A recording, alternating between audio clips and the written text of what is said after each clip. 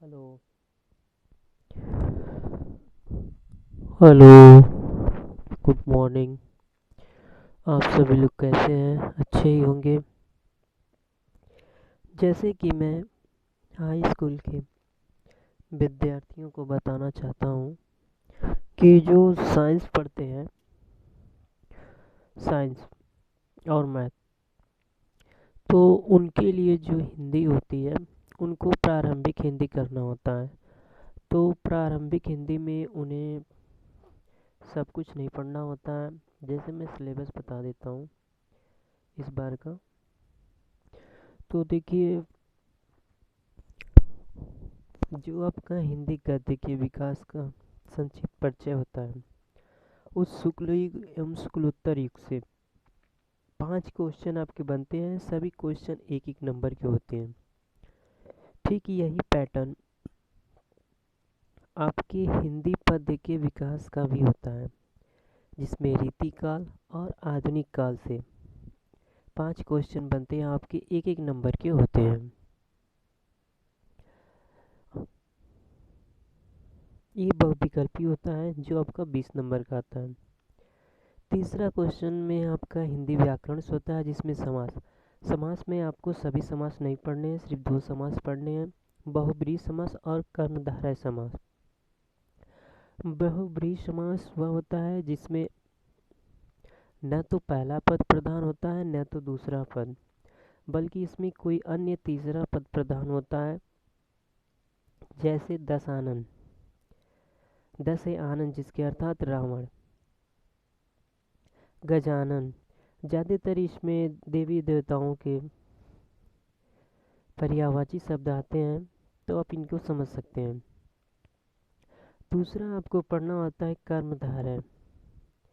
इसमें आपका पहला पद बे होता है और दूसरा पद आपका प्रधान होता है, या इसमें आप कह सकते हैं विशेषण और विशेष्य होता है। जैसे नील कमल, नीला है जो कमल, तो जिसमें विशेषण शब्द आते हैं वो कर्मधारय समास होता है। इसमें से कोई एक आएगा, एक नंबर का आपका होता है। उसके बाद पर्यायवाची शब्द होते हैं, पर्यायवाची शब्द से भी एक नंबर का आएगा। इसके बाद आपके विलोम शब्द होते हैं या विपरीतार्थक, 1 नंबर का आते हैं। तद्भव तत्सम 2 नंबर के आते हैं आपके। वाक्यांशों के लिए एक शब्द आता है 1 नंबर का। जैसे जीने की इच्छा रखने वाले को क्या कहते हैं? जिजीविषा। या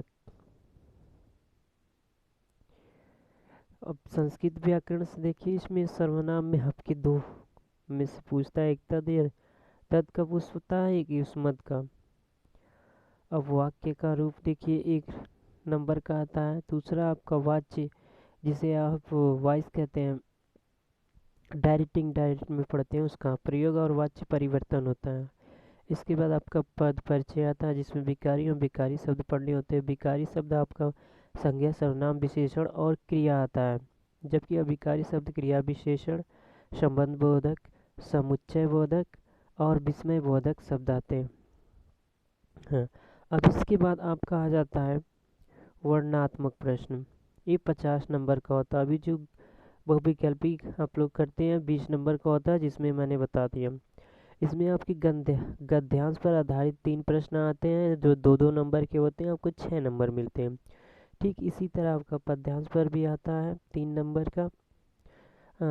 3 प्रश्न होते हैं आपके 2-2 नंबर के, तो 6 नंबर हो गए। अब आपका गद्य खंड से लेखकों का जीवन परिचय एवं प्रमुख रचनाएं होती हैं। तो आपका जीवन परिचय पे 3 नंबर दिए जाते हैं और रचनाओं पर 2 नंबर, टोटल आपको 5 नंबर दिए जाते हैं। ठीक इसी पैटर्न आपका गद्य खंड से भी होता है, कवियों का जीवन परिचय होता है, प्रमुख उनकी रचनाएं होती हैं।